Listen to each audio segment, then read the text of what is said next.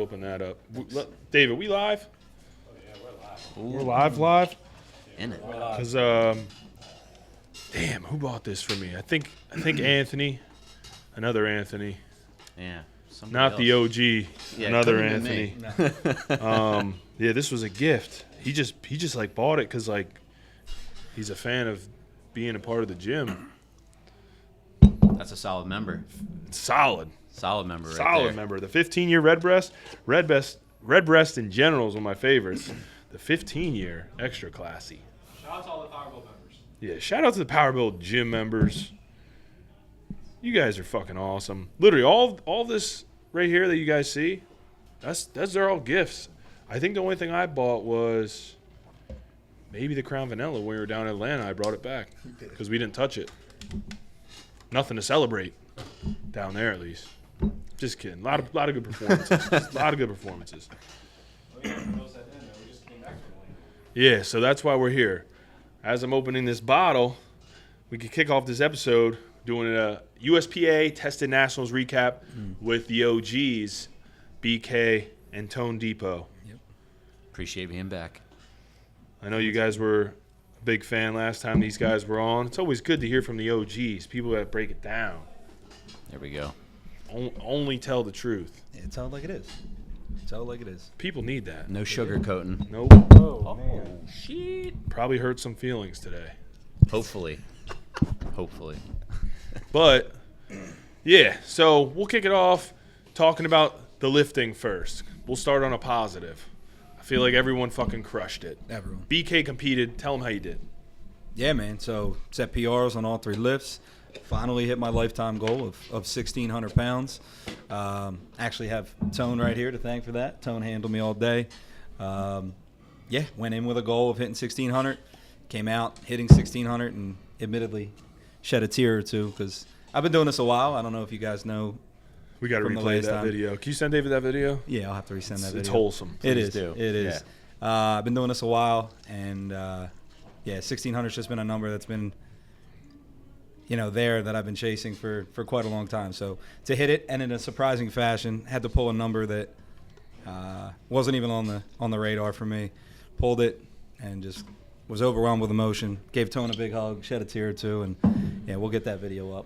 Yeah, tell him. You shit the bed on squats. I did. Yeah, I did. I did. You really I did. You hit a PR in your second. I did hit a PR But in my it wasn't second. what you wanted the 600. Yep. So you had to work a little bit more. Yeah. And Tone made the fucking game day A1 decision to just send it on the third deadlift. Pulled a little audible. Yep. Pulled back on the bench a little bit, saved some energy, and then we just sent it on the third deadlift, 672, which was like a 45-pound PR. So It was looking like it was going to be a Hail Mary the way the meet started. Not that it was bad, No. but we knew he wanted a 600-pound squat. And just seeing how warm-ups moved, his last 2 warm-ups just didn't move great. And if anybody knows BK, you got to just keep him in the right headspace. So it's like one of the worst things you could do is when he's like, how'd that look? Is be like, it looked really fucking slow. But so he came up and he was like looking at me. He was like, it moved slow. I said, yeah, it was a little slow. But I wasn't worried. I figured we'd have been okay. yeah. The opener was okay. Yeah. But then you took a 16-pound PR on your second attempt, 578, and I'm looking at you, and you just was like, load it. So I'm thinking, it's not there, but it's not. It's a national level meet. You guys drove 15 hours. Like, why not? Yeah. We'll get But into so that. after that, I'm thinking, all right, just trying to like do the math, thinking where are we going to end up, and then with bench, Yeah. tied your PR on your second attempt. They gave him a longer press command. They were letting people, you specifically, they let Drown. you Yeah. die I was drowning. with the 450 on your chest. Yeah. But yeah, it was a longer press command, and it didn't move slow, but it didn't move what I wanted to see. So I'm like, let's just take him up 2.5 keys. Quick press command, smoked it. Had at least another 5 keys in the tank, and he's looking at me like, you know what I have to pull now, right? And I'm thinking like, yeah, 672. Like this is literally going to be like a 2 seconds left on the clock, no timeouts. Like we're just going to Hail Mary it. Yeah. Worked out. But the way your deads were moving, I remember messaging Rob like at warm-ups, and I was like, 672 is going to fall today. Like it has to. Yeah. And it did. So You had some left in the tank too, but yeah. you opened with 600. It moved like a paperweight. Yep. Took 639 for your second. Yeah. I'm like, I'm standing there like, all right, 672 secures 1600, and I was thinking we could probably load 677 or 683. It's there, but I did not want to get greedy, and just I felt like I would have failed as a handler if I would have did that. Like, yes, it would have been great if you hit that to get the extra, but Would have been more. Mission not worth the accomplished risk. with the 1600. And if you guys didn't know, Tone is actually a professional game day handler. Yep. So we got to give him the plug there. If you ever need game day handling locally, or he will travel. You were at the Showdown, right? Mm-hmm. Came to Nats. You know, we'll do a little traveling. Take care of his bill. I'm We'll obviously available. Make sure that you have the best meet of your life. Yeah, cannot speak to the importance of a good handler. No, I yeah. mean, we had 5 days of it in Atlanta. We had that meet we just came back to on Saturday. Like, Yeah. so many people don't know what they're doing. Even at national even meets, at national even meets, at they're- nationals, I was I don't know. I guess I'm not surprised. I always see this at the national meets, but it's like how many, I guess, they're like frantically warming up. Like we had a lifter in A, there would be like frantic B lifters trying to like get in our warm ups. I'm like, guys, you're in the next flight, right? And they're like, yeah. I'm like, you have about 45 minutes before you're going to want to touch the bar. Yeah. They're like, well, I mean, and I'm like, no, you're good, bro. I'm like, trust me. You're going to thank me later. I'm like, chill. Yeah, I've seen that a bunch. Even at the local meets, you see it all the time. Sure. Marie just had her meet, and like there was a few kids. I was like, man, I don't know if these kids are just about to shit their pants, took too much pre-workout. Yeah, they or were a going combination crazy. of two. I was like, but they're a full flight ahead of where they need to be. And Yep. it's obviously your first meet. There's always going to be things that you're a little unsure of. But if you have a handler, if you have a coach, that's going to make things so much smoother. So if you're going to make any type of investment, I always bring this up. But find a handler, find a coach, make your life easier, have a lot of success, have a lot more fun. Yeah, highly undervalued aspect of the sport itself. 100%. it is. Doesn't make sense to spend 16, 20 weeks prepping for a meet and just have no idea what you're doing on meet day. Yeah. You know, it's Well, especially when you get some, like, I can only speak for myself, but I know majority of coaches, Collin, like yourself, and when you're handling somebody, especially even when it's like a friend or even not, you kind of learn to invest in the meet. No, for sure. And I feel like I'm out there with them. And so that's kind of why, like, especially when people hit those goals that they're looking for, like when you hit that 672, like I remember I sent my girlfriend Jocelyn the video right afterwards, and she was like, I thought for a second you guys were going to make out. And of course, like, that's like the word going around. But honestly, like, after he hit that, I could have kissed him, especially considering, that nobody saw this, but we actually fought, like, after his third squat. Like, we told him, he said if I didn't load 600, we were fighting. And I told him if he didn't squat it, we were fighting. so we had a little bit of a like the brawl. live feed kind of glitched out. We were like knocked over banners. Yeah, and, there's a reason you know, that platform was behind. it was like a big deal. for the So day. it was good to like end the note on that. Yeah, day. make up for it. Definitely. But yeah, ended on a good get note. yourself a good handler, like whoever it may be, but just get somebody that knows what they're doing, because that's.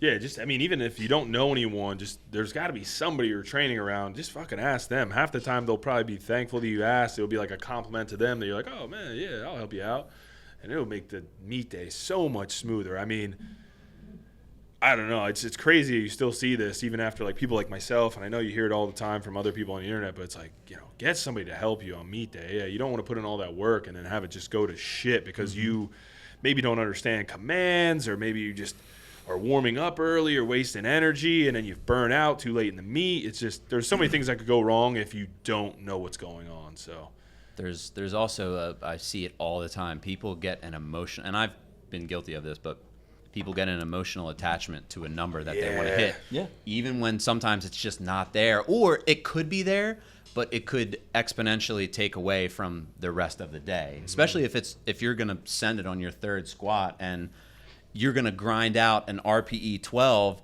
and hit a fat PR, but almost like blow an O-ring in the process. You're probably gonna crash and burn later on in the day, and that's where it's good to have somebody that can watch, and just based off of how it moved, how you look, they can kind of like, and after a while, like with handling, it becomes like instinctual. Like sometimes I get like a feeling the way I see something, and sometimes you just get that knee jerk. Like for example, when BK pulled his second attempt, I was like, yep, 670. Like there's just no question. Like I didn't even have to think. But then there's times where you see an attempt and you're kind of like, I don't know. And you kind of have to like think, and they're Well, you know what they want to hit potentially. You're like weighing like, this person wants to hit that cool number. I know they should really do this. And yeah, it can be tough sometimes. It depends on the situation. Sometimes I will allow them to take it. Like, I don't know. I think it was Julius. He had 683 on his last deadlift, and like I could see, I don't know if it was necessarily strength, but I could see his grip was starting to like. There was one where I was like, please give him the down command, because I don't know if he's gonna fucking hold on to this.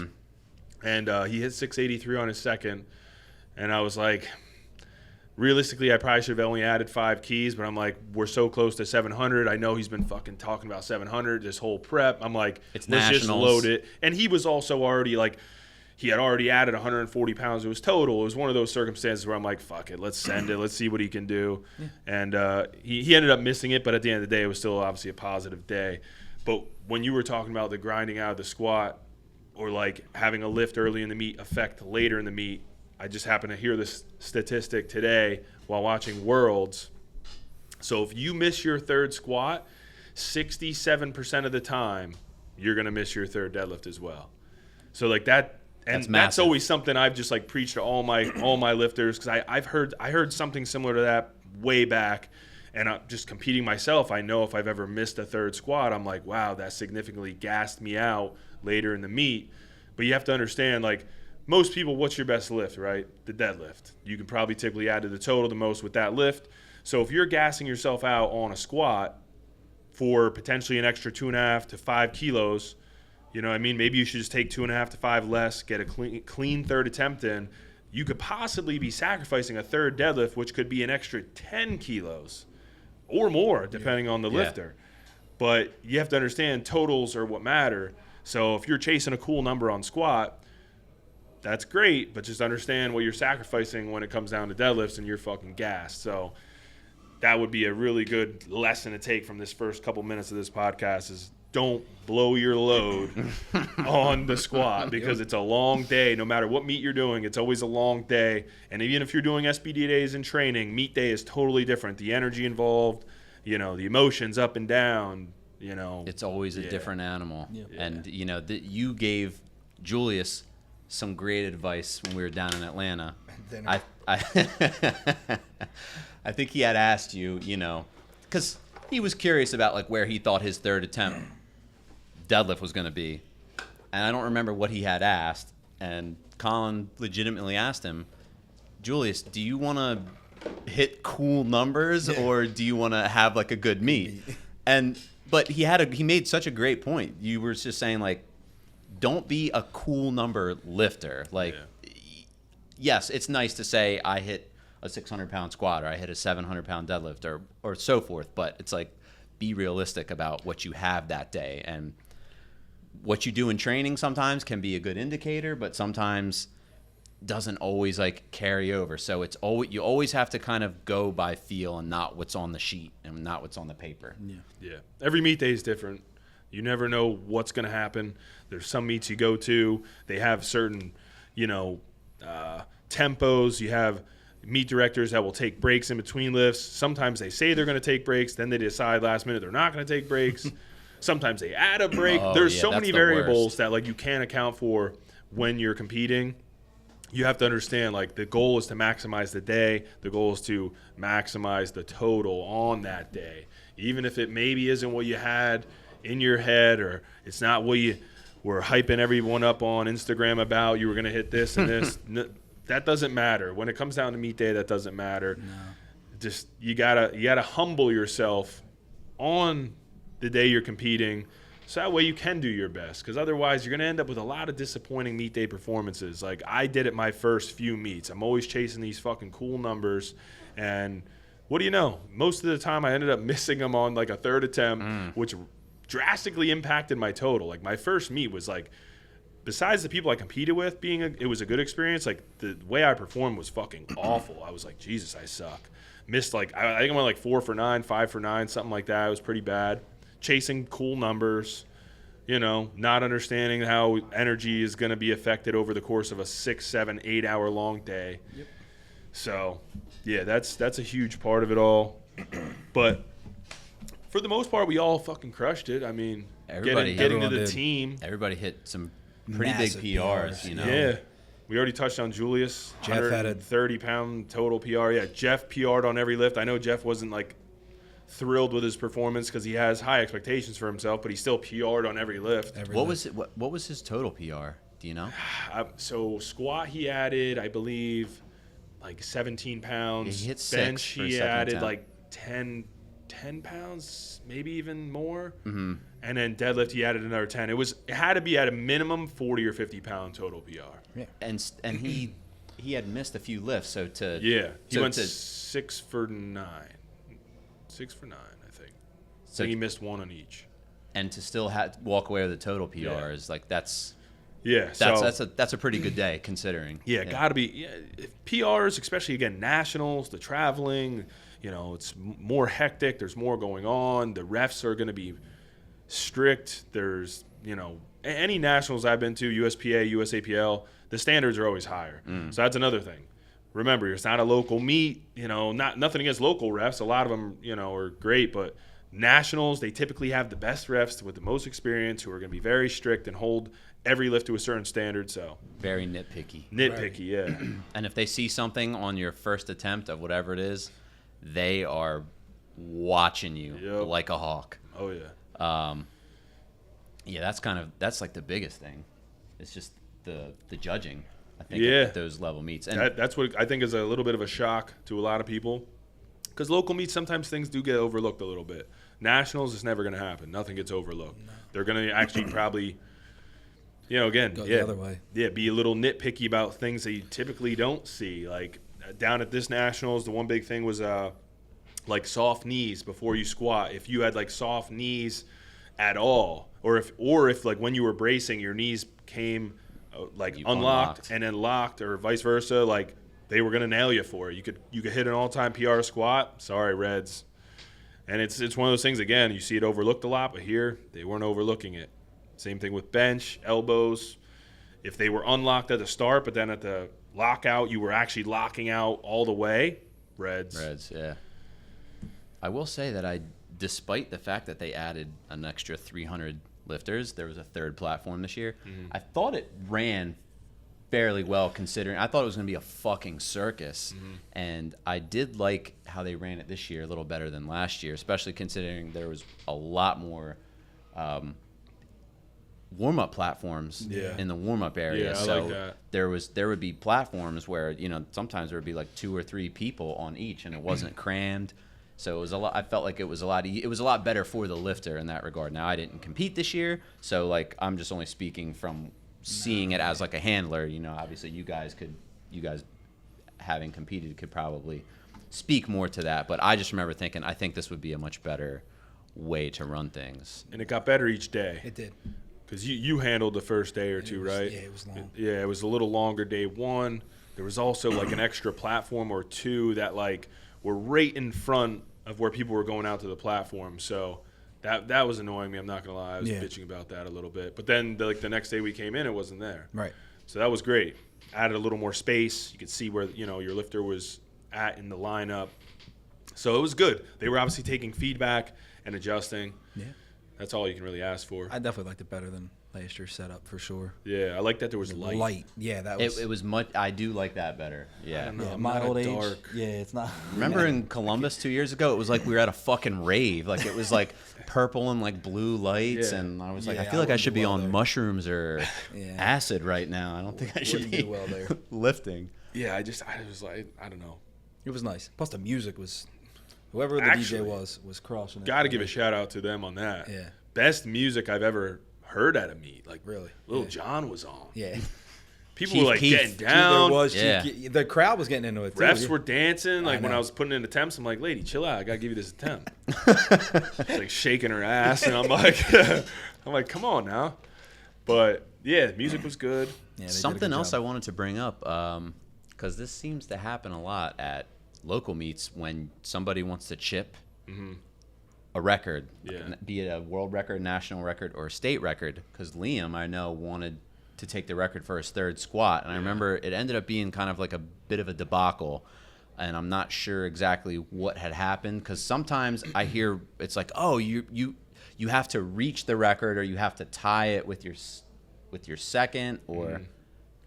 So yeah, what happened with Liam is he was going for a national squat record. We wanted to chip it. You can chip national squat records, world records, state records too. Can you chip them? Yeah, I've so you seen can that chip, happen in local meets. So you can chip pretty much state, national, or world. So Liam, he was right there at a national squat record. I believe it was 220.5 was the current national squat record. So we were at the fuck's the lady called? Takes the numbers. Expediter. Expediter, I guess. Yeah. Expediter. And we were like, okay, the record's 220.5. We want to chip it, and what we should have just said is we want to take 221 kilos. Correct. Yeah. But we're like, yeah, we want to, 220.5 is the current national record. We want to chip it. So she just kind of heard 220.5 and wrote that down. Then they were like, that is the record. So you can't tie it. Like you can't chip it. Right. You can't chip to tie. You have to chip to take the record. Yeah. So basically what it came down to, because of the miscommunication, was we just had to either go back to 220 or we had to go up to 222.5. So that's what we did. We ended up going up to 222.5. What really sucks is I feel like it was like just a kilo too heavy. You know what I mean? It was like if there was just 221, he probably squeezes it out, whereas the 222.5 just little too much. Well, and I think because Liam also he had a great meet. Yeah. He still had a great day. Yeah. But he has like a crazy sticking point in the squat. Like he blows it up out of the hole, and it's just like he just hits this brick wall, and it's literally a matter of it's like a 50-50 shot. He's gonna make it. And I think what also didn't help, and I know like we're not big on like making excuses, but this kind of shit does make a difference at a meet. So his attempt gets put in. He's got his headphones in, his music's going. He's like salting up. He's like getting ready. And I'm like talking mad shit to him. Like I'm not going to repeat some of the things that I said to him. But I said some shit to him to like, get a fire going. And then it ended up taking like several minutes to like figure out what was going on. So it's like he was literally ready to step on the platform, take that attempt. And then 7 or 8 minutes like went by till it was finally like, all right, we figured it out. Yeah. This is what you're taking. Go out there. So it's like, is that the difference of like making or missing the lift? I don't know, but it could be, it could not, it might not be. But also, it's just kind of like it's also important to kind of know what you can and can't do in those situations. Yeah. And I don't think it was a matter of we didn't know what, like you said, she heard like just the number and not because typically you tell an expediter, hey, like this is the record, we're gonna chip it. They know what to do, but little miscommunication. We obviously could have been more clear. I don't want to put any blame on them, but I remember talking to Eddie, and he was just like, I just felt really bad that like I was kind of in charge of that, like right there. And that whole situation just kind of like sucked, and I felt bad, but no, it's definitely one of those. So it's not anyone's fault really. Like some people will be quick to blame the judges and the expediters.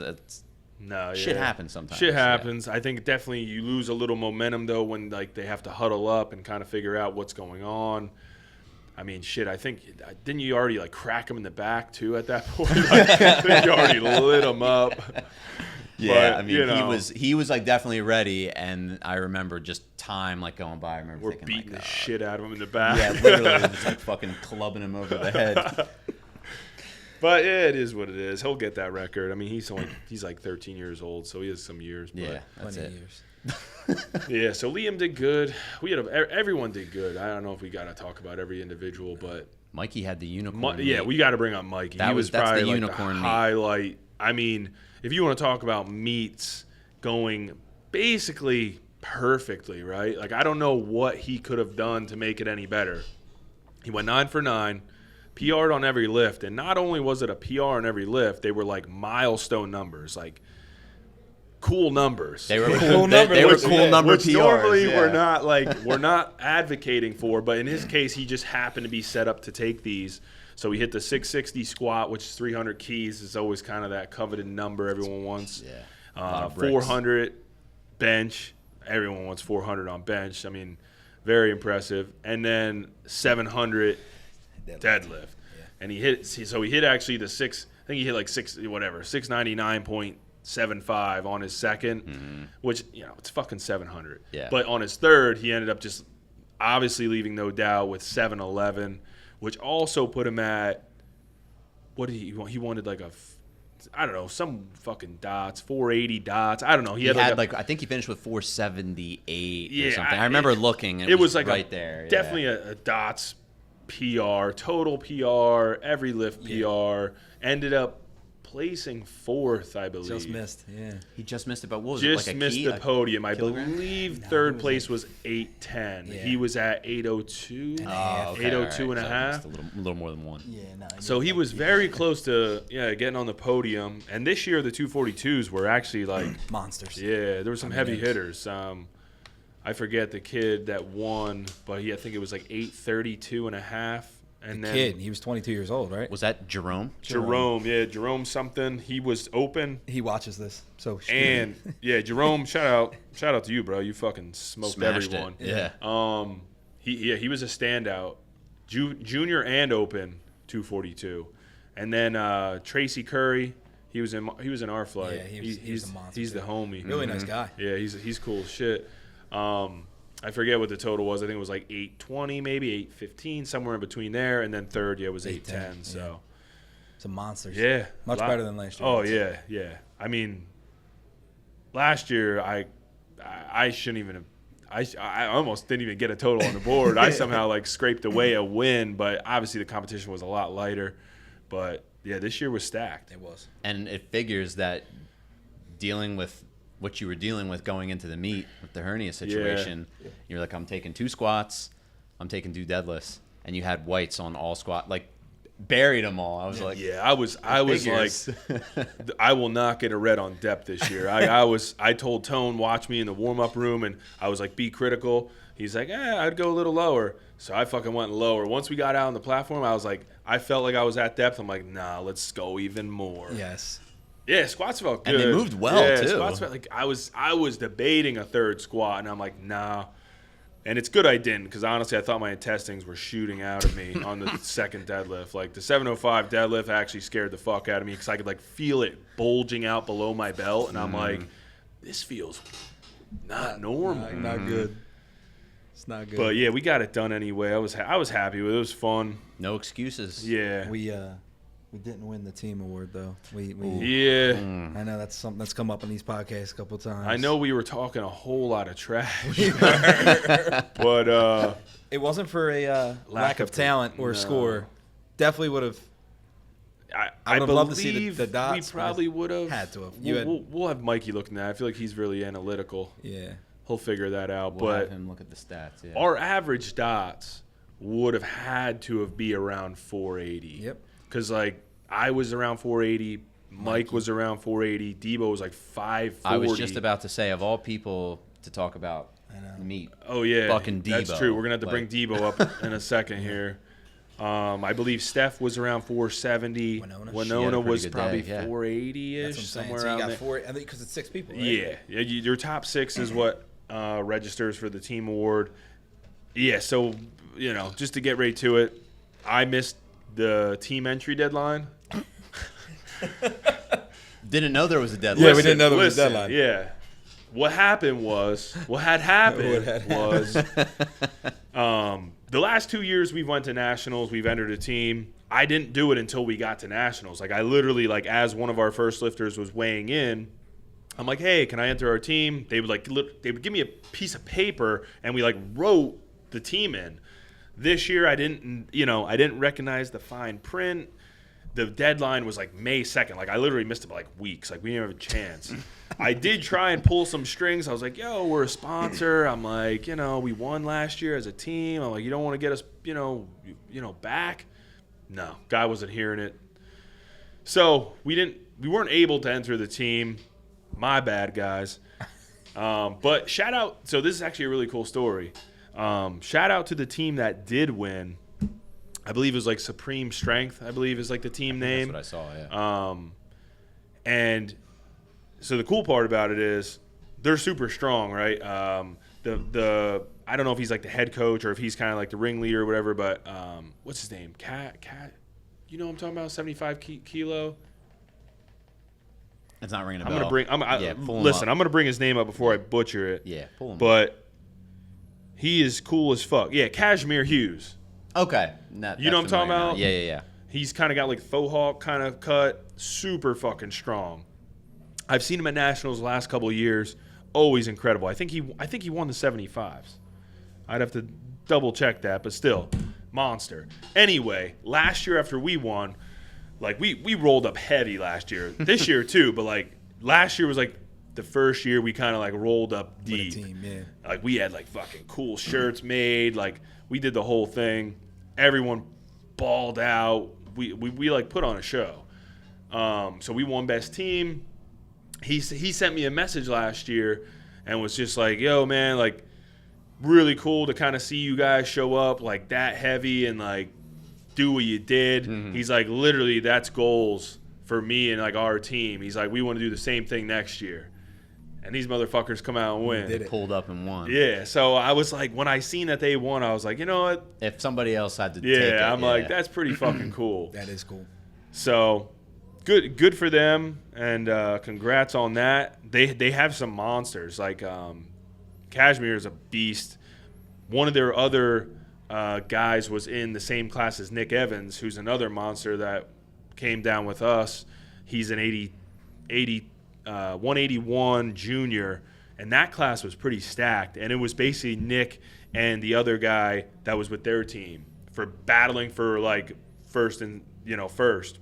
Wow. It literally came down to the last polls. They were tied going into their third polls. And we played like a little like little trickery. I don't even know if they noticed, but what he had in for his third, we were polling to put us like 2.5 kilos above. Yeah. Nick pulls it, slightest bit of downward bar movement. Like he locks it out, but on the way up there was a little bit of downward bar movement. It was just like the slightest little glitch. So we didn't end up getting it. And then it came down to the other guy kind of already did wrap it up. We didn't know at the time, but he weighed in a little lighter. But still, this kid went up for his third, literally like an identical pull. Slight bit of downward bar movement, ended up missing. And then it just literally came down to body weight. So Nick came in second, but that was a fun battle. That was definitely a fun day, like watching them two go at it, because they were like neck and neck all day. And there was another kid that was pretty close too, but they ended up pulling away a little bit on deadlift. So it was fun. Yeah, it was more competitive this year, which made it so much more fun. Mm-hmm. But yeah, Debo, we got to get into Debo a little bit. 1890 total. Monster total. And I think like the best part about it is, I don't know if you guys seen, but he bombed at the USPA LA Fit Expo meet literally the week before. So the weekend before, he flew out to LA, competes, doesn't go well. He ended up bombing, literally like depth. If you guys follow Debo at all, the only issue he really has is depth. And they got him. And he basically just scratched the rest of that day, obviously knowing that we had another meet coming up. So this meet, we adjusted our openers, made sure he was more conservative. So he comes out, hits his opener on squat. Immediately we're like, all right, breath of relief. We're in the meet. We're in the meet. We have a total. Yeah. Unfortunately, the next two, he did end up missing on depth. Again, no struggle with strength. We went 683. He just his second attempt was on the line. I could have went either way. His third was just high. But comes back, destroys bench. I've never seen him bench this way. Like honestly, I thought he could bench 500. It just everything looked easy. He did end up hitting a huge PR of 452 on his third. So that was great. And then deadlift just fucking shut the meet down with like 789, 788. Mm-hmm.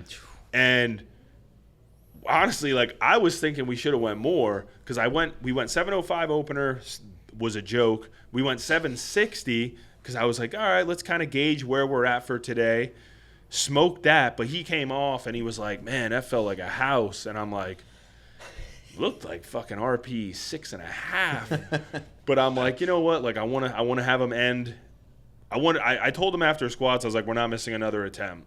So I just put in something a little more conservative. I was like, it's still going to be a meet PR for him. It solidifies a huge total PR. He already had the class wrapped up, and he fucking obliterates 788. David, you got to post the video right here. Yeah. But obliterates it. Like, literally, like, if I feel like he would have demolished 800. It was there. Yeah. You know what I mean? It reminded me of last year. Yeah. His third, he took 772 after, I remember your guys' last training session, your last deadlift session before Nationals last year. Yeah. He missed 765. Yep. And then he took 772 for his third last year. And it just like, I mean, that video is out there of like all of us were watching and we That went was fucking sick. ape shit. Yeah. And then he took a fourth and, you know, just you get, Yeah. they give you you 3 get time, minutes, yeah. 5 minutes, whatever. And it's kind of hard to come back and do that. Duplicate But that, yep. but yeah, 788. It reminded me exactly of his 772 the year before. It just like he just stood up with it. And it was Yeah. just like, what the It was fuck? nutty. But yeah, we could have we were debating on the 800 national record, which actually would have topped Roman. Wow. Yeah. So we could have chipped it. It would have been, I think it would have actually ended up being like 803. But yeah, he still ended on like a high note. His next meet, he's pulling 8 for his Yeah, third. no- that's yeah, no doubt And he's about totaling it. over 19. Because if he Yeah. hits that second squat, He's got it. Oh yeah. yeah, he would have broken 1900 Yeah. total, which is huge. It's Just gotta 220. keep him healthy in training. It's just, you know, got to bring the intensity down a little bit, keep him healthy. Honestly, I think in a absolute healthy prep, healthy meet, I think he could go 1950 in his next meet. Yeah, that's So- there. If he can log that third squat, Yeah. I mean, the rest of it kind of takes care of itself. Yep. I Yeah, think that it's was also nutty. I think it's also worth mentioning that Corey's content hit the self revive on his third deadlift attempt. I Yeah. hope people saw that. We have to get He went that up viral. too. He had to. Oh, he definitely did. Yeah. Incredible. He went viral The PR. Absolutely, he did. Most views. It was like a perfect third attempt call because he got halfway up. He was like legs were shaking and he's either gonna just drop the bar or pass out Yeah. or make the lift. He makes the lift, gets the down command, and takes a second, and then he like Dave Chappelle, like Chappelle show style, just Faints. Yeah. like faints. But then Oh, you see him, man. he hits the self Self-revive. revive. He gets up, and the spotter behind him like kind of smiled, but like I don't know if anybody else saw, but some of the other spotters like standing around looked fucking pissed. Like they were just like, dude, get the fuck out of here, like go. We got Yeah, a long well, enough day as it is. That's definitely notable because I actually thought he like passed out. It was Yeah. very believable Yeah, thought he- the way that third pull went. Yeah, I thought he. Oh man. Yeah, we gotta hopefully Dave can bring Post that up. that, too. Yeah, Yeah, put that was- up too. The shakes on that lift. It was perfect. I didn't even know he was doing it. I think Sue actually got a video from the front, which is gonna be better. But like from the side, when he pulls it and then puts it down, and I like bring the camera up to the lights and it's whites. I like turn. I'm like in shock. Like, oh my god! I like turn. But then as I look back, I had the camera still on. He's like on the ground, like doing the thing. And I'm like, Is what Corey the having a heart attack? Yeah, I'm like, what the fuck's going on? He did warn somebody. Was it you that he warned to keep it rolling? Well, Keep I it think rolling. so. When he says that, you got to Yeah. watch out. Which is impressive because he only trains 3.5 weeks out of the year. I know. And he walked away with a With PR. PRs also. Yep. This guy. PR. I think he tied his PR squat. I think he tied his PR squat and bench, but then he hit an all-time PR or not. Well, meet PR on the deadlift. Yeah, So yeah, I it mean, was still Impressive nonetheless. Yeah. The fact His training fucking frequency. 3-week that he prep. does every year. He comes out and And then he's like, yeah, like I don't know how you guys do it with like training so long. We're like, Corey, it's like you don't have to go in and like Try go to absolutely kill yourself. nutty. yeah. Just like take it easy. We're all gonna take it easy after this meet and then like kind of build ourselves up. But Yeah. I don't know how you do it. who knows what happens if that kid trains for like 4 months? He's That's being what a everybody monster. was saying. I would to him love after to that see it meet. just once. How old Yeah. is he? 28. Yeah. He's and like this is what he's always done. Every meet, it's like, all right, 8 weeks out. Yeah, can you make something for me? I'm like, all right, here we go. Let's see what we can do Very, here after very your on fucking brand. sabbatical of the last 9 months. That works out for him though. So, I got some questions here. One of them kind of is pretty suiting. What's the craziest reaction to a PR? I mean, we just talked about Corey's a little bit. That was funny as hell. I'm trying to think, like, at the meet if there was anything else that was nuts. I mean, you weeping was pretty good. Yeah, that's true. Yeah. Yeah, that was Is the question? Is it any meet? Is it any Yeah, meet just or just any kind of meet. non-specific? It's non-specific. Just craziest reaction to a PR. I don't know. Crazy. I don't know.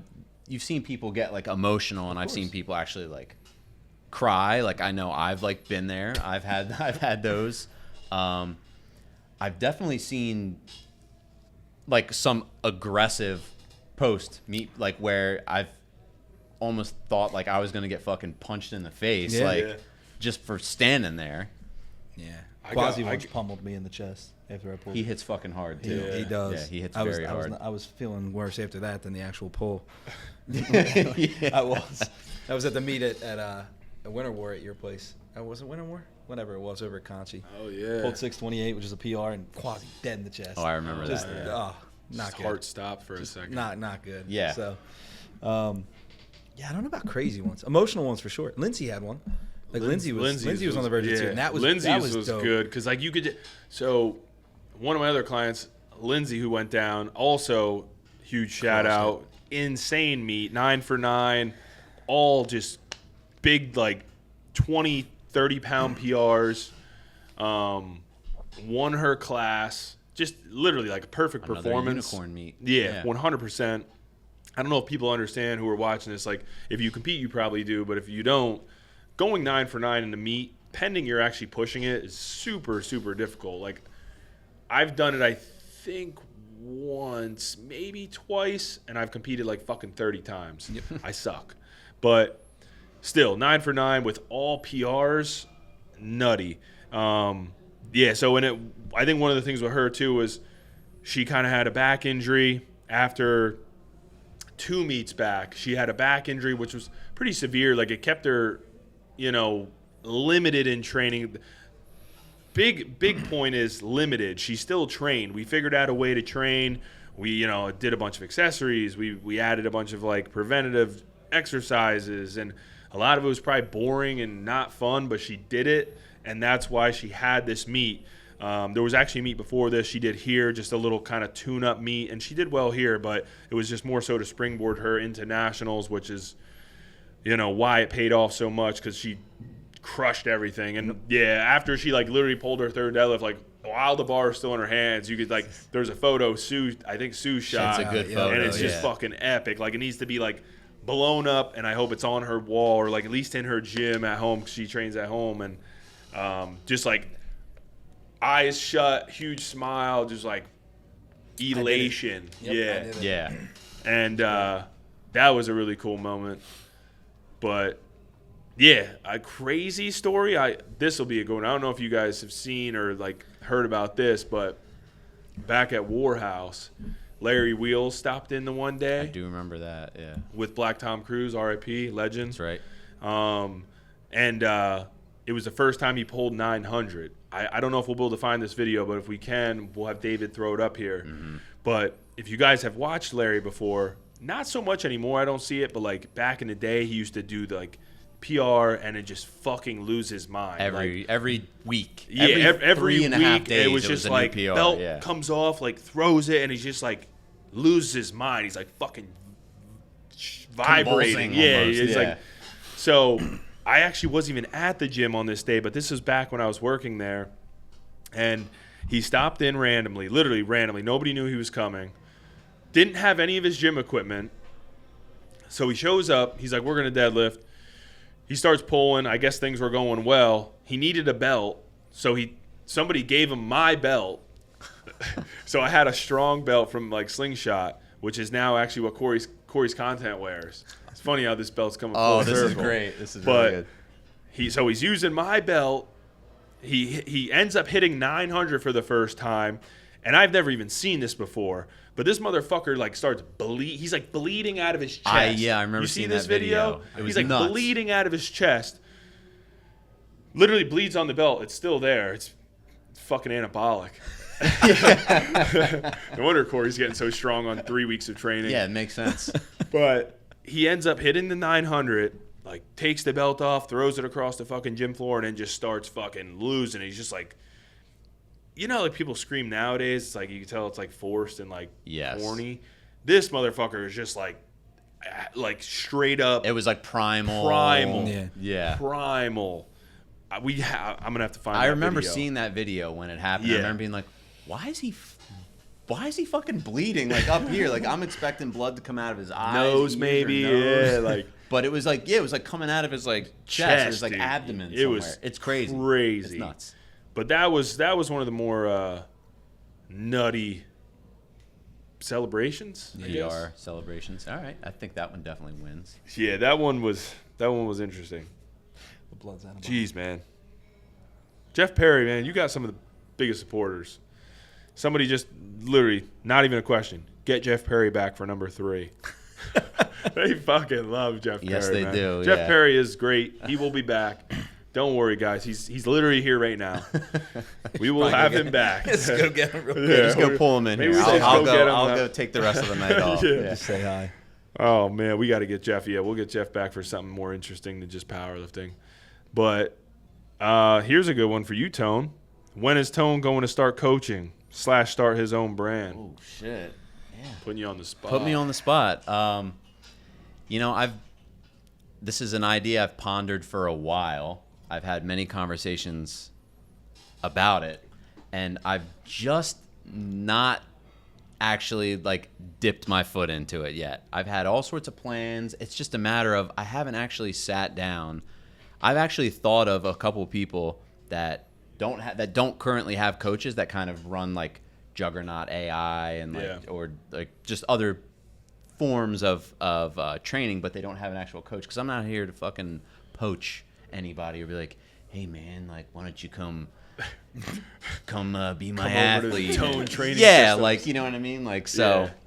But I've thought about like designing some 8 to like 16 week training blocks for some people, and just kind of being like, hey, give this like a try if you want. If you like it, you know, we can kind of like talk. And I think maybe when I finally do put something out there that maybe some people will inquire, and then, but I was planning on just putting someone through like kind of like a simple block, couple blocks, see how they like it, and then if they want to like hire me from there, they can. Yeah. But I'm in my own way with that, because when I would program for myself, which I'm kind of doing like right now until I get back into things, but I tend to like over program for myself, because I want to, okay, so in a training week in this block, I want a front squat, I want a back squat, high bar, I want a back squat, low bar, I want to do SSB, I want to do Duffalo bar, I want to do camber bar. I'm like, that's 9.5 squat variations.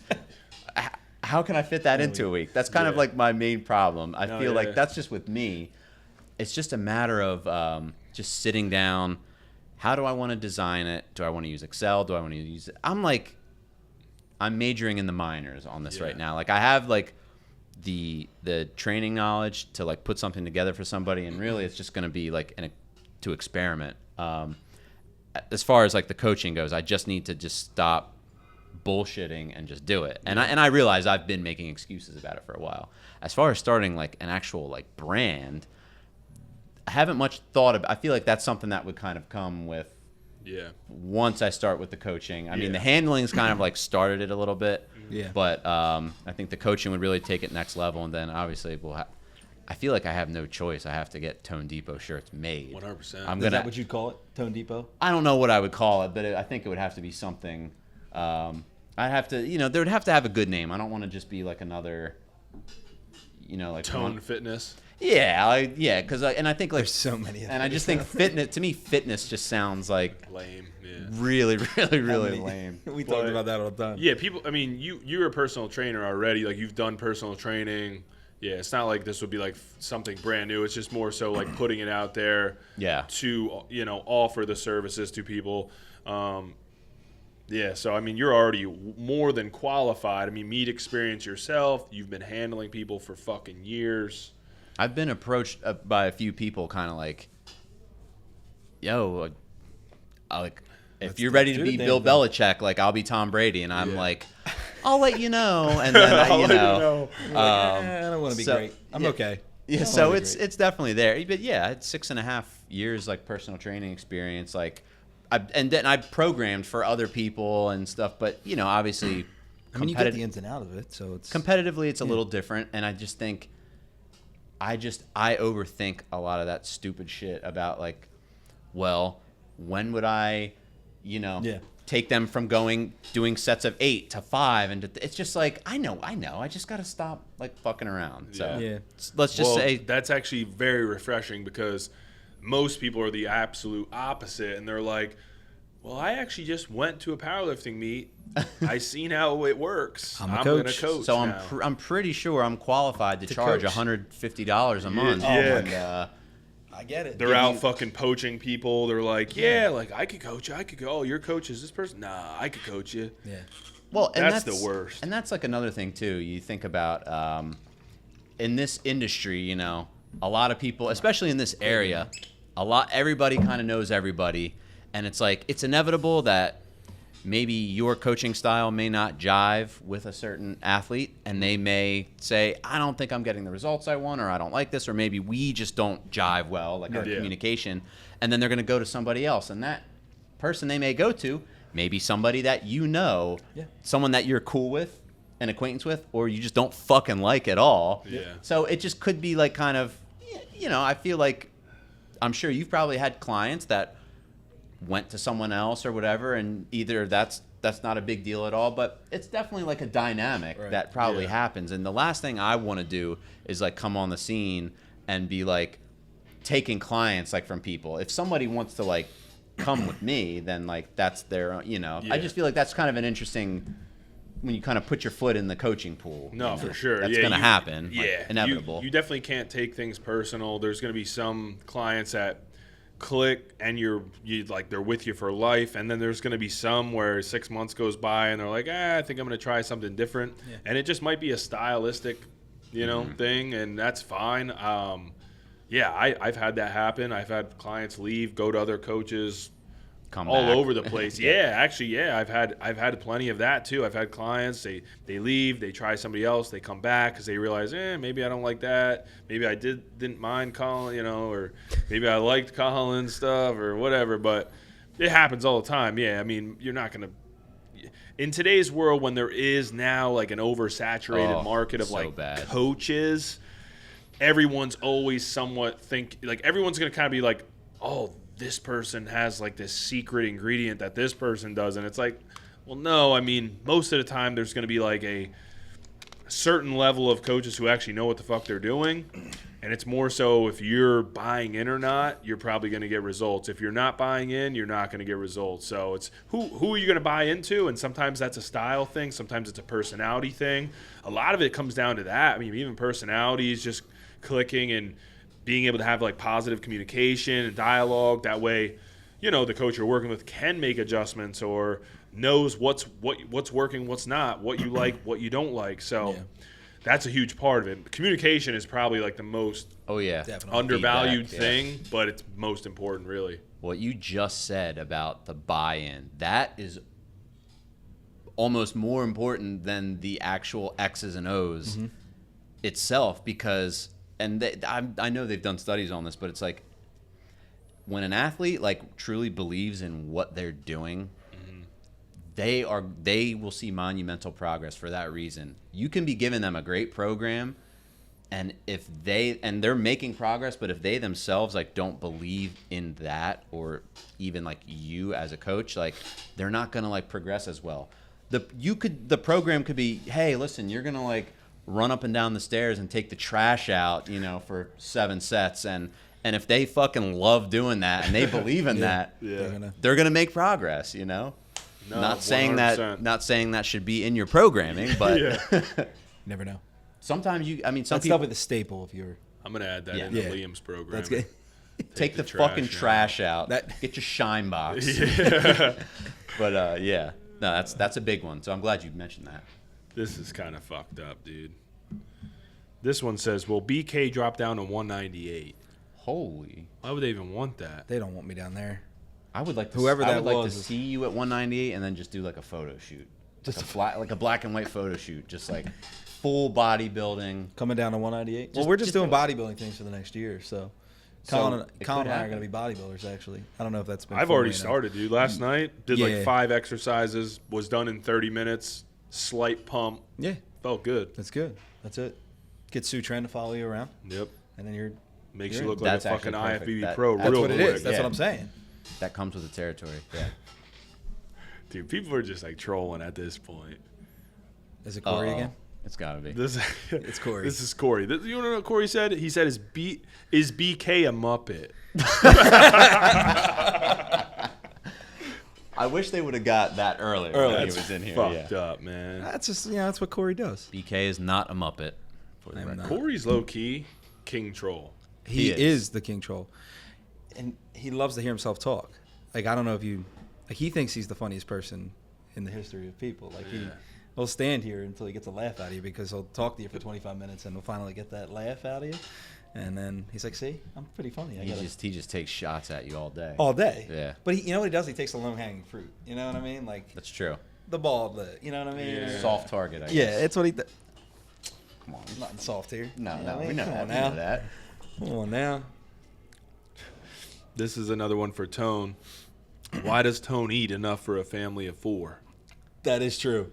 That's how you get fucking strong. That's how you get jacked. Tone right? ordered 2 meals. Tone Every always does time. 2 entrees. 2 entrees every restaurant we went to in Atlanta. If someone ever offers to buy my meals, I should probably give you like a what is A it? Like warning? Yeah, Like- well, no, there's a disclaimer, like a Disclaimer, yeah. non-disclosure or just something Not a like, hey, non-disclosure, listen. It's a disclaimer. You're right. Yes. Well, I don't know, but I'm just saying, like you need to know what you're getting yourself into. Yeah. you know. 2 meals. In addition to like the appetizers and stuff like that. Like you're getting soup, salad, splitting some wings, and then getting your salmon and steak. I love food. I love to eat, but also like I mean in the world of trying to get as strong and as jacked as possible Yeah. without using some extra supplements, without being enhanced, like Yeah. and even if you do decide to do that, you gotta fucking eat. You know? Yeah. You gotta eat.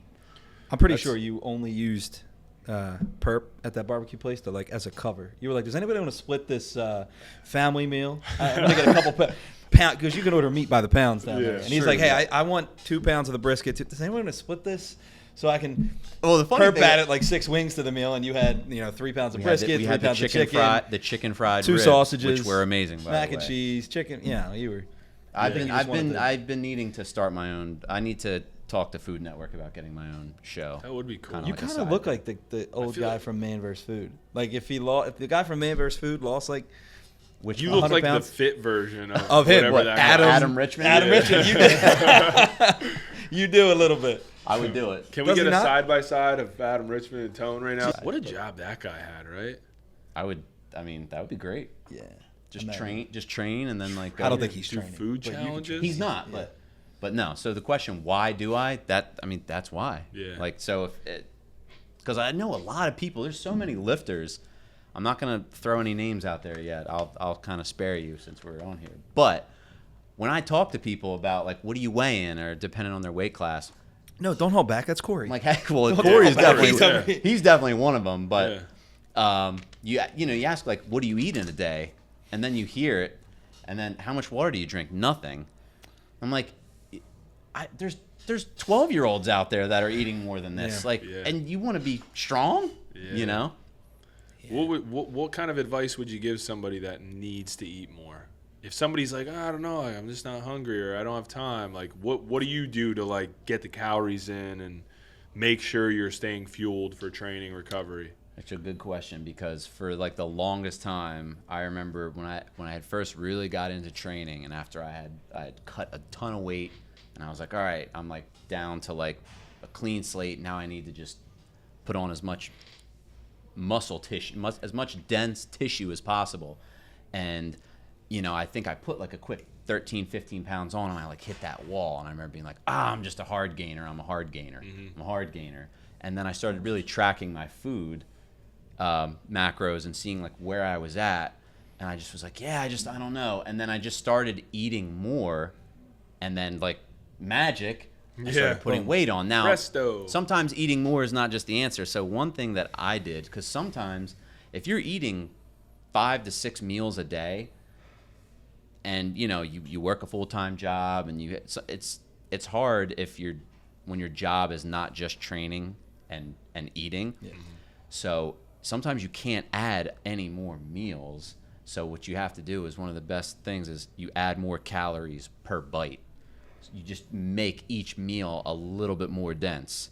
So if like breakfast is like eggs and say like oatmeal, like add in some like English muffins or bagels, like some almond butter, some fruit, like have some goddamn fruit and some vegetables, because that will actually help you absorb and assimilate some of your nutrients and actually take in like what you're eating rather than just shitting it out, Yeah. But I think like trying to make your meals a little more dense can cut down on trying to eat more meals. Yeah, make the calories count. Nutrient timing is also like a big one too. Like as far as if you're going to be training, and it takes some like experimentation, because if you're going to be training and say like, all right, I get off of work in 30 minutes, going right to the gym. So it's like, all right, sometimes if you eat a meal too close to training, not that like that it may not sit well in your stomach or whatnot, but depending on what you eat, like sometimes if I have carbs too close to training, obviously we need them for energy, for fuel, for recovery, all the above. But sometimes I find if I have them a little too close, it kind of gives me more of like a calming effect on like my nervous system, and I'm driving to the gym and I just feel like and when I say carbs, it could just be something simple like white rice or like rice cakes. I get like this calming effect on my nervous system where I'm driving to the gym and I just feel tired, and it's hard for me to kind of get activated with training. There's some people that can do that and like they feel fine. So I try to time some of my meals a little further out from training, give it some time to kind of like get into the bloodstream, kind of absorb it and like be ready. But you have to just fucking eat first of all. Yeah. But you have to kind of experiment a little bit, like what works for you, like what doesn't work for you. I mean, the peri-workout like window, so like pre-workout, intra-workout, post-workout, that's like the most important part. Like especially if your goal is, I mean, if you want to for fat loss, strength gain, muscle gain, like that, you really need to like take care of that and like prioritize your nutrition around there the most. Yeah, I think the carb thing, it's a good point, because I'm one of those people, like if I have carbs, I'm like down and out. Yeah. It probably depends on how I'm getting them. I feel like what I've been doing lately is doing carb powder, like Carbolin. Big fan. Throw that in with my pre-workout. I feel like it's like, giving me some fuel. I'm feeling good, easily digestible. Combined with the pre. Yeah. Tastes great, light, sits well. If I do something like pasta or like, no, or even honestly anything like, if I do something anything heavy, it's just gonna weigh me down. Yeah, you know what I mean. White rice, I don't know. White rice, I feel like I'm like I agrees with me. Like I can like kind of like consume that, sits well, digests easily. Feel good on that. But like breads, pastas, no thanks. I can't. Before training, it's a no-go. I'd almost rather just not eat if that's going to be like the majority of it. But for me, I've always just had like higher protein. I don't know. My body just feels better on it. Carbs, they just like weigh me down. Protein, I'm going. And some of that has to do with, without like getting too deep into that, because this would take an entire different direction, depending on like your actual neurotype. Like there's been research done about your personality types and pretty much like your brain chemistry, like your neurotransmitter dominance, be it adrenaline, dopamine, acetylcholine, like some of those things. There's certain nutritional and training protocols that suit, depending your neurotype, suit better. And some of them, like pending, like if you're more sensitive to like dopamine and adrenaline, which like you respond really well to it. Sometimes like you need those carbs to like have that like calming effect to like kind of like bring you down. to like help you go to sleep at night. But like that's not something you would want before training. Somebody that's a little more like high anxiety might do better with carbs before training to kind of help. That's me. This one to kind of help like bring them down a little bit. Where someone like myself, like if I have them a little too close, I get there and like it's hard for me to kind of like get active and like get ready, which is also like something that's like really interesting. But I don't want to like go down that route. Because that's a good topic. And we'll a have lot to of talk people, about that some other time because it's something I've nerded out about a lot. Yeah, I think everyone assumes like, oh, this does this for people, this does this for people. It's like, well, this does this for some people, and this does this for other people. But if you kind of have to figure that out on your own. You probably, if you really think about it, if you eat different meals or, if you have a higher protein meal, higher carb meal, if you're aware of it while you're eating and then after, you'll probably figure out what's going to be best for you before training, after training. And yeah, it definitely varies. I mean, some people will eat a stack of pancakes and are like zooming. Me, yeah, no, I'm in a thank coma. you. Yeah. I love eating an entire stack of pancakes, but like if I'm gonna do that, I'd like, if I can, or like an entire dozen donuts. Yeah, I would like to save that towards like the end of the day, Yep. rather than like do that and then go train. Yeah. Not saying I haven't done that and won't, but What's the donut place we went to in Atlanta? Sublime Donuts. Sublime Donuts. Sublime. How many did you have? 4. So I had 8. Yeah, I was gonna say they were gone. I didn't even get a chance. Sorry. I remember We didn't saying, know. I was like, We we should should've probably got get 2 dozen. Yeah, Tone was, speaking of eating a lot, Tone was like, yeah, how many are you going to eat? I said 4. He goes, maybe should probably get a dozen and a half then. Probably 18. I said, You're like, Tone, I'm eating I'm like eating 2 or 3. Yeah, I'm going to eat 2. Yeah, I know. So we'll probably need 18 then. And I said, Damn. I mean, Tone's over here. I mean, they had some good donuts. Damn. The girl that worked there was from Philly. She Oh, didn't know really? which part, but That she was a was from weird Philly. situation. That was a very weird situation. Atlanta as a whole was It is. a lot of bizarre things. Yeah, going if on. we get back to Atlanta, what would you? How would you summarize Atlanta? Was it that your first time In experiencing Anything Atlanta? Yeah. Same. Yeah, I don't My think I've first ever time even there. driven through Atlanta. First off, time moves differently down there. I don't know if Very. it was like No, it was different. it felt like a simulation. I thought or I like we're actually in- lived down there at a certain point. Wait, I was yes. like 2 days in, and I'm like, I'm I here. was born here. It Like, it felt like a horror movie. Like kind of like I said, like time was moving at a different pace, and like you said, like we've been there forever. Like it just bizarre would be the word I would use. Just something about it, like It's hard to it was hard to put my finger on, because when I came back and people would ask me, they'd be like, how was it? What's it like there? And I was like, well, we were pretty much at the meet like every day for the most part. So we didn't get to like go see a lot of Everywhere. stuff. But for the most part, I was like, yeah, I don't know. It's hard to kind of say. Yeah, I will say that Atlanta didn't blow me away. No. I mean, Fox Bros, I was just going to say some of the shout food- out to them. Yeah. Because they got it down. yeah. Barbecue wise, incredible. If you're ever in Atlanta, you have to go to Fox Bros. Literally just order anything and you're going to have the time of your great life. meal. That was one of the first places I scoped out when I was compiling my list of food places Yep. before we went Yeah. down there. And I've seen that place on Diners, Drive-Ins, and Dives, which is one of my favorite shows. And it helps because anytime I travel, I got to know where the food spots are. Of So course. Sublime it was paid another, off. or did I send you Sublime? you sent I me sent you Sublime. Sublime. But yeah, Fox Bros. That we went there twice, We were by there the way, for twice, anybody yeah. that doesn't know. I had to. I 'Cause think I didn't get to ordered the try the same burger thing each before time. weigh-ins. It was so good. Yeah, I went back after weigh-ins because. Oh, really? You were there 3 times? No, I'm sorry. Post weigh-ins. I just Oh, meant okay. post weigh-ins. Yeah, 3 times would be wild. Yeah. I had to go back and see Renee. I wouldn't have been mad at you. I know. Man. Delicious. Yeah, delicious. I mean, the city, I don't know. A lot It of was different. crackheads. Yeah. Lot. A lot of Yeah, crackheads. lots Yeah. of. Lots They were of trying to people. get energy drinks off me and shit. I'm like, no, I don't have them. Yeah, it was. I yeah. did. I actually did. I just didn't give it to them. But they were like everywhere, like randomly on the sides of roads, Everywhere. like highways. They're like aggressive too. The one guy literally came out to me in the middle of the highway. And I was like, bro, like, I don't know if this is safe out here. And he's not. like, you got energy drinks. I'm like, no, man. Like, I don't got any energy drinks. I will say everyone is very nice in the South. That Southern hospitality. Yeah. Yeah, Yeah. real. Can So, definitely It speak is to that. real. Yeah. I mean, if they didn't know, I guess we should touch on the good old Power Build van breakdown. I was just about to say that has to be. That was That's gotta be definitely brought that up. had a role in the week. In the rating of Yeah. Atlanta, the sour taste. So Leading obviously into- not a hot start. Broke down on the way down. We were 9 hours in. Van overheats. We literally were stuck on the side of the road for 4 hours? 4 hours.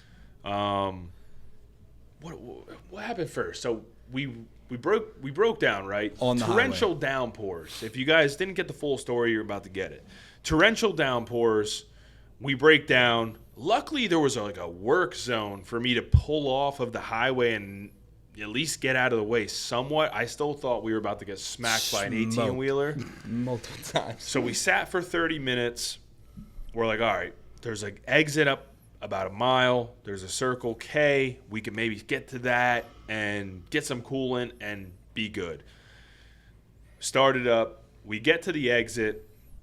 I didn't know which direction was, right or left. Of course, I picked the wrong fucking direction. Make a right instead of the left. And then the van is literally like the needle's pinning off the H. So it's like hot as fuck. So I just pull over. I'm like, I don't really feel like blowing the engine of this van that I just bought a week ago. So we pull over, and of course I pull into like literally a mud pit. Like an absolute asshole. But again, I'm like, oh, there's like at least a big shoulder here. I'm like trying to get the van off the road so we don't get smoked. Because again, it was like a hurricane out. I don't even know what the fuck happened. So we pull into this mud pit. I look under the hood. We're looking for leaks. We're not really seeing anything. You could clearly tell the coolant's a little low. I don't know. Time goes by. BK, you're right. You and Corey went and walked and got coolant. Yeah, we took a nice, probably Mile walk. mile walk. It was still raining. Still raining. I lost a pair of shoes because we were in a mud pit. So the only way out was to jump into the mud pit because there was only one way out of this van. So lost a nice pair of shoes, but that's okay. Corey and I walked, soggy shoes and all, to the Circle K. And at this point, we were starting to scramble too because we weren't sure if the coolant was going to work. So we were trying for like backup plans, like, hey, we might need an Uber or a Lyft anywhere. And we were in a town called Gaffney, South Carolina, which I'm sure is incredible. But the section that we were in, respect to all folks from Gaffney, South Carolina, but to give you an idea, that the person working at the gas station had never heard of Uber or Lyft. So when I had asked her, and Corey's, first off, I'm sorry, as I laugh as I tell this. Corey is wandering up and down the aisle. What do we need? What is Collin? And I'm just trying to figure out I got him yelling at me in the back, and this woman who's never heard of an Uber or Lyft before. I'm trying to explain to her what it might be, and she's like, taxi? You got taxis? And I was like, yeah, similar to a taxi. And she's like, oh, those are probably an hour plus away. Those are not. And I'm like, okay, well, God, we gotta. So I turn to Corey. He's still wandering up and down the aisle. So we finally get the coolant. We actually bought a couple other things because at this point we were just trying to make like a witch's brew solution because we didn't know what was wrong with the van. So we were just gonna throw a bunch of stuff in a pot at this point and just hopefully throw it at the van, pray to whoever we pray to, and hopefully it works. So we get some stuff. We walk back, and it didn't work. It didn't. The coolant did not work. We poured the coolant in. That fixed. But then we couldn't get the car to turn over. We drained the battery because we were all like trying Charging to charge our phones. We're like trying to turn it on, then turning it off.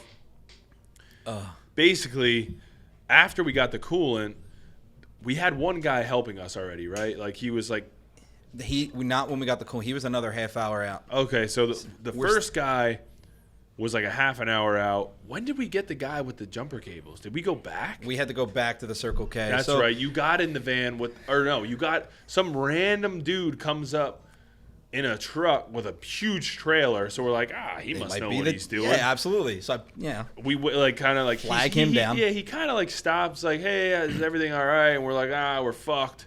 And he like stopped, took a look at it, couldn't really figure it out himself. Brought us to the gas station, right? Like brought Julius and David back to the gas Julius station. and David. I was afraid for them. Yeah, we might not have ever saw them. Literally, just like they jump in a fucking truck with a random stranger. We had the Blix on us. David's like literally ready for war at all times, so we were perfectly fine. But at all times. Not me. Input your mass photo with all your weapons. Yeah. Which one? At this point? I don't know. What are your favorite one? Your favorite one. So they had to go back to buy the jumper cables, which they didn't have. But Yeah. thankfully, there was this random gentleman who dates one of the people that worked at the gas station. Just chilling. Was chilling because, you know, he was waiting for her to get off work. Meanwhile, she didn't get off till 10. It was 7:30. So he was just spending his Thursday night was being spent at the gas station. Yeah, this But is a thing that people do. this is a apparently. thing. This is how much entertainment Gaffney had to offer, at least this section of Gaffney. But so, yeah, I mean, but while this going on, you were like playing with switches, and I mean, you look like you were. I was looking at you were- YouTube video after YouTube video. I was like pulling fuses You were- out. you I was looked ready like- to. I was ready to actually take some of the fuses from one fuse box and put them in another, because this guy on YouTube was like, "Yeah, if you need extra fuse, just pull them from here and then put them in here." And I'm like, "All right, I'll do that. That sounds right." I'm like, I'm fucking. It looked like, you ever play Battleship where you're plugging and playing stuff? Oh, of course. That's what Collin looked like. I was underneath like, the hood. this might work. You know, this would be a cool story. And I'm like, this might actually work. the stranger's ripping up the carpet because Yeah. the battery's under the driver's seat. So he's like Oh. ripping up the. He's like, That's how it is in my car. yeah, Yeah, well, batteries on the passenger. I'm like, why? yeah, he's just Very ripping stuff weird. apart. Very weird. So thankfully they Fucking came. But engineers. meanwhile, this is all going on. We've had, you know, Collin called an Uber. I'm sorry, called a taxi. We called a mobile mechanic. Collin also had a tow truck on its way. These are all an hour and a half, 2+ hours Yeah. away. Our desperate plan was to take a taxi. Yep. 50 miles, I think it was. We were going to take a taxi from Gaffney to Charlotte. to Charlotte. So the taxi was from Charlotte. So they were driving from Charlotte to Gaffney, which is an hour. They were going to pick us up, bring us back to Charlotte Airport to go to the rental Enterprise, place, whichever yeah. one, and get a car to then come back to Gaffney, To get pick up everybody the else. other guys, and then get our asses to Atlanta while we were going to have the van towed to some fucking mechanic in Gaffney. So I was 125 in on the Progressive Roadside Assistance tow truck. I was another 240 in with fucking whatever taxi service we were using from Charlotte. And then lo and behold, we jumped the van, and then do we know the guy's name? The first guy who got it to Do you like know who it actually was? start up, he was just jiggling shit around. He was and all of a just sudden- jiggling stuff. He ain't getting no It- power it to literally That's was all like, kept Please, saying. please, dude, he just kept you saying- need to do this guy's fucking impression. I mean, Both he of jumped these out of the guys. van. He just not to cut you off. I didn't understand him at first. I mean, respectfully, he just jumped out. He goes, "You ain't getting no power to it." And I said, "What'd you say?" He said, "It's pouring rain. It's been a long day." And he just, "You ain't getting no power to it." And I said, I don't think so. Like, I know nothing about cars too, so I really don't know if he said like a high level car mechanic technical thing. And then he finally said it again. Very, like, hood, southern accent. Yeah, like. Yeah. Like, he had some spunk to him. Yeah, he There's did. a He little was listening. slang. What was on his radio? Gunna. You yeah, told me when you told me that he pulled up listening to Gunna. He did. I remember It was being great. like, It was great. He was great. Shout He out was to him. awesome. Just to continue to kind of praise this guy, we're in the mud pit. Yeah. My man had, do you remember what he was wearing? Crocs. Crocs and socks on in the mud. He's an ankle deep in this mud. Socks soaked. He was great. I don't remember his name. David? Not David. What was his name, David? I don't know. All I know is he was looking for a Bella Danger. He He was in Miami. Yeah. He had just come back from Miami, and somebody was like, "Oh, did you see Rick Ross?" And he was like, Now I was Nah. looking for a belt of danger though. That's what he said. And I was like, I didn't know who that was when you told me that, which you is didn't, funny. You didn't know who that was? Remember when you told me that story Oh, the yeah, first I night when forgot I got you down there? Him of all people, not. Of all people, I should have known that, but I didn't. So yeah, he was great, and then the other gentlemen with the jumper cables were also awesome. And "Yeah." And then Long only- story short, a couple gentlemen from the South helped us out. Somehow got us back on the fucking road, and we made it another 3 hours to Atlanta. And then, just to kind of sum up the story, if you guys were wondering about the van, the next day we show up to the meet, right? We get there, golden. As the meet ends, we leave. We're like, oh, we're good. We're about 2 miles from the house. All of a sudden, it starts overheating. I'm like, you got to be fucking kidding. So we pulled into, a fucking gas station, filled it up with coolant again. And that's kind of where we noticed that's finally where we seen the leak happening. So we were like, all right, we're leaking coolant. We filled it up. We got home. The next day we took it to GP Automotive. I want to shout them out. Yeah, big shout out Big shout out to GP Automotive in Atlanta, actually Ellenwood. to be specific. Yeah, we brought the van in. They replaced some rear coolant assembly hose. And, fixed it up. Came home. Nothing on the way home, right? It's just No, I thought we did have to bring it back because of the check engine light. Yeah, the So check two- engine light ended up coming on a day later, and then we brought it back, and I think it was just, I don't know, maybe a glitch or something like that, sensor or something like that. But she was good on the way home, 12 hours, 13, 14 hours, whatever the fuck it took us. Yeah. Car accident? We Oh, didn't. man. 20 minutes after getting back on the road, back on the highway heading to Atlanta. And this storm must have followed us for hours. We were literally in a monsoon for 8 hours. raining sideways, like beating the crap out of the van. Yeah. Just as like over the radio. Brought that storm with us. We did. We were the 100%. storm. We were the bad luck. It was a metaphor. Like that was yeah. it was terrible. But yeah, no, a car. I mean, we were going 60 at that point, which probably was still too fast for the storm conditions. But we were trying to make up a little bit of time. I think. But down there, the MPH limits are like 70, 75 on those roads. So I was driving slow for them. But this guy goes zooming by, and all of a sudden I'm like turning the car. I was like, you see that guy? He's making like a U-turn. He wasn't making a U-turn. He went from lane 1 to lane 4 real quick, then over the barrier, did a barrel roll.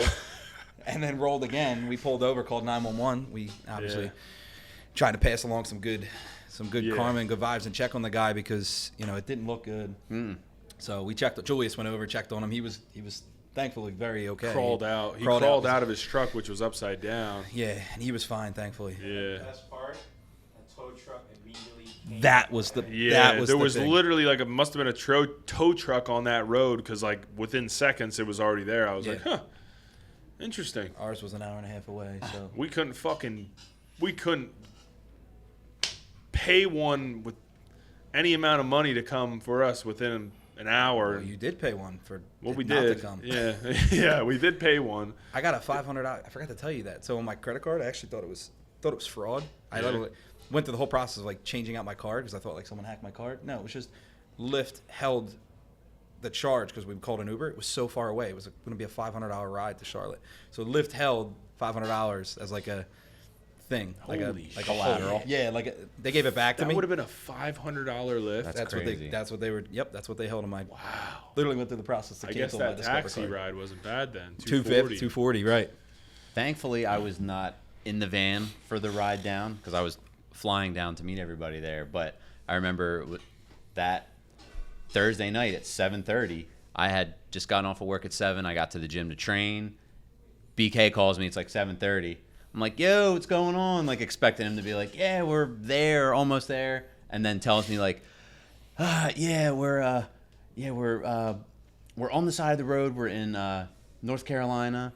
Been on the road. You guys were on the side of the road for at least 2.5 hours by that point. You were still 3 hours out from Atlanta. I just remember you telling me that. And I was like, this sounds like a fucking nightmare. It was. Getting wet. Corey's like running. That was a trip in and of itself. Walking to the gas station with Corey.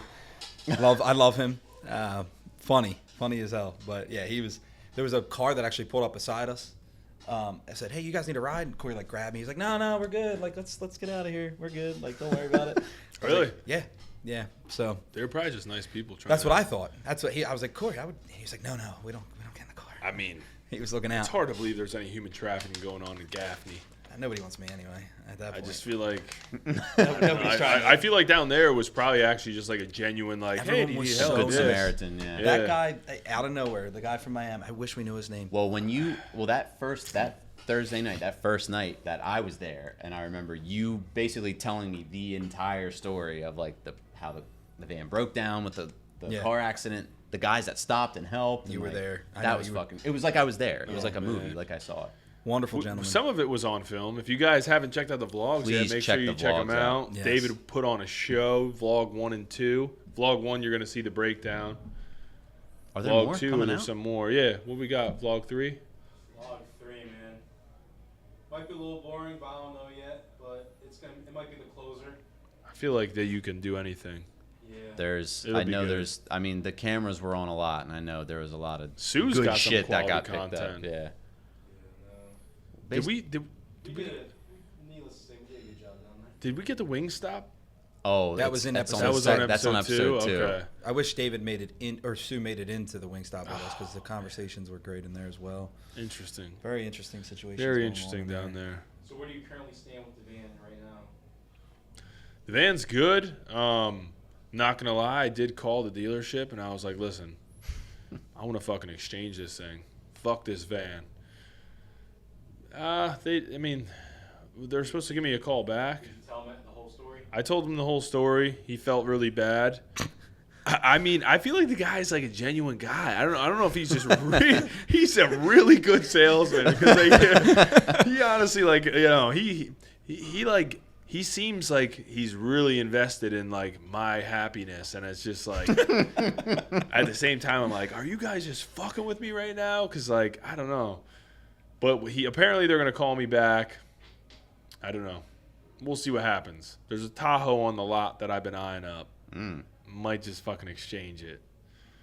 I don't know though. I mean, It's the team bus. Yeah, it's really, like the team bus. It's got such a good story. It Yeah, made I its mean, at way this point, there's some to Atlanta and sentimental back. value. Somehow it made For its, who? well, I wasn't in there, so None of you know, guys it's- drove it. Well, Collin drove it. It's a I little- drove it's a it. little If different. you didn't drive it, you didn't know. No. Thing to the floor, you're going 60 miles an hour. Did you guys talk about the booth? Having the booth? Yeah. Did we a little bit No, mention we the had a booth booth? down Yeah, there we in did Atlanta. have the booth. That was cool. This is our first like big event that we sponsored. We had the booth set up. It went well. It was cool. It was definitely cool. People liked a lot of the gear. Yeah. People liked Power Build. People have heard of Power Build. Yeah, shorts flew I off the saw shelves. a lot of people coming by, like, Throughout the How much meet, for I this? was like starting Yeah. to see everyone's wearing the Wearing Power Build stuff. It was shorts. I'm like, great. this is sick. I was was like, like, I don't know who the fuck that is. Yeah. But that was cool. You on our team? You know anybody? No, I just bought the shorts. Yeah. So they were sick. The one girl was wearing it like 3 days. They're her favorite shorts. It was crazy. Yeah, we got some good reviews. Shorts, they're definitely digging the shorts. We got more shorts on the way. We're going to do some mesh shorts. We're going to do more performance shorts. We already got to restock the I fucking have you guys right for the summer. the green shorts are like they're like gone. We need to get more. The tiger camo. People like the tiger camo look. Somebody also took my. What's that? That was all you. That's it is what it is. Somebody took my gray PWRBLD Lifting Club shirt down there. It was when I was taking it off to do the tracksuit picture. They probably with knew my, it was yours, with dude. my boy Jim, who I handled down there. I could get you another one. Well, I mean that's kind of besides the fact, You but know it was the just guy. like I put it down next to my book bag, and I like come back, and because everybody's ready to leave, waiting for me, and I'm trying to change. I'm like, I can't find my fucking shirt. Yeah. It was gone. I'm like, what? I've left so much stuff over here. We've left tons of stuff. Yeah. Who would just take this shirt? Somebody took it though. So whoever has that shirt down in Atlanta, if you're from Atlanta or if you were traveling to Atlanta, I've sweated in that shirt many times. Blood, sweat, and tears. It literally. So like, hopefully, if you're a lifter and you have that shirt, hopefully you can Carries over. Yeah, I mean, it's like It's like that felt. It's passed on. Yeah, It's true. There's some anabolic properties in that shirt. 100%. So- I know that's a fact. Shout out to whoever has that shirt now. We're gonna get Tone a new shirt too. I will say this: Tone went full investment, I would say, into this look. Tone and his client, they bought That was matching sick. jumpsuits. And just so you know, Tone and I didn't even get a photo after No, my we meet. fucked that So up. I feel like you guys should get a photo after Really this. fucked we that should up just big get a time. photo here because We will. Yeah. To be clear, so the Jim who I had handled, that's Garrett's. Yeah. Not my client. Oh. So, but Oh, right. I've handled him at a meet. I handled both of them at a meet in February, and basically with the, I guess the ability to handle him at nationals. He was like, I want someone to handle me at this meet to kind of like know what's going on and handle me at nationals. I was originally not going to go this year. Yeah. I wasn't competing, but I was already just going to not go. But then I just remember it was looking like some people were going to need handling, and I'm like, well, I'll go. Yeah. And so after I handled him at his meet in February, he was like, hey, what's your address? I'm going to send you something. Because, like after when I handle somebody, we always got to do like the wise guy picture afterwards, like hand over wrist, like just, got to get the picture smiling, but then you got to get like the wise guy picture. So he's like, what's your address? I'm sending you something. I'm like, oh, okay. I'm like, I have no idea what this could be. And then I come back and it was a fucking brand new red Adidas tracksuit, which red's my favorite color. I don't know. I don't think he knew that. I think he just happened to get me that one Good pick. because he got a blue one. And I know that those things aren't cheap. Yeah. And they're hard to find. So he was like, this will be for nationals, like at the end. So I packed it to wear it for that reason. Yeah. But yeah, no, that was full committal. Shout out to him too. He placed first, right? He took second. Second? He took second Masters in the 90 kg. Yeah. he had a great day. He hit squat PR, he hit a bench PR, and a deadlift PR. He scratched his third deadlift because it was all he had on the second. But yeah, had a great day as well. Shout out to Jim. Hell yeah. Garrett also won. I know he did. That motherfucker's a phenom. I wish I want to be him when I grow up. The next time I grow up, like No, yeah, he's a beast. when I come back, you know. Yeah, it was cool seeing them be down 16 there. and- They've yeah. done our meets before. I think they did one or two. I think they've done like a few of our meets before. Garrett always like puts on a show. Mm-hmm. Jim, I think, did Jim do our meet or did he do a different meet? I think he did a different meet. The meet that I handled him at was at Chiseled Life Fitness Okay, down in so he did a different meet, but Columbia, Maryland. But yeah, he's done a bunch of meets, Oh, tons yeah. of meets. Yeah, awesome people. great guy. Yeah. I think that's a good way to wrap it up. Yeah. We That touched was on a Atlanta. lot. We touched on a lot. I feel like you guys were probably there with us at this point. Yeah. I would hope so. Yeah. Took a little would think so. detour. It was good. I mean, it was good. It was eventful. It was a Very, very eventful for sure. I mean, Yeah. for you guys with the van, but even just being down there. Just was the still- whole experience was We're not driving to Vegas. no. Nah, we're flying. Next year, USPA tested NATS is in Vegas, and we will not be driving. That'll be some trouble. I think people need to also prepare themselves for the real world power build coming to a local Yeah, David. broadcast TV station Real world near power you. build? We're just gonna start a fucking straight up reality. Well, that show. was that was essentially what the vlogs were. The but we vlog? just Yeah, didn't, I mean, didn't know that's it yet. That's like the pilot. Yeah. This is the pilot. Yeah, we got to get picked up from somewhere. Somebody. We might end up on like some fucking. Maybe E. Maybe pick it up or something like that. That would be It'll nuts. be like tonight at 9:00, Keeping Up with the Kardashians, season 37, and then at 10:00, the Real World Power Build. That was great. I think people would want to watch We'll it. work I on that. like the We'll vlog. send- I we'll thought send the, in some I thought the vlogs were good. We do could it. definitely do it. we have the characters. I know that, That's for sure. to say the least. But yeah, all right. I think that's a wrap, guys. Appreciate you coming on as usual. Appreciate The you OG having me. edition, Tone and BK. We'll make this a regular thing. Appreciate you guys tuning in. I think there's been. Did we get one up? I think this is like the only week gap we've ever had. But yeah, it is what it is. This one's. We could have. Well, there's a hidden episode. It's probably never going to air. Possibly down the road. We filmed one in Atlanta. You don't want to see it though.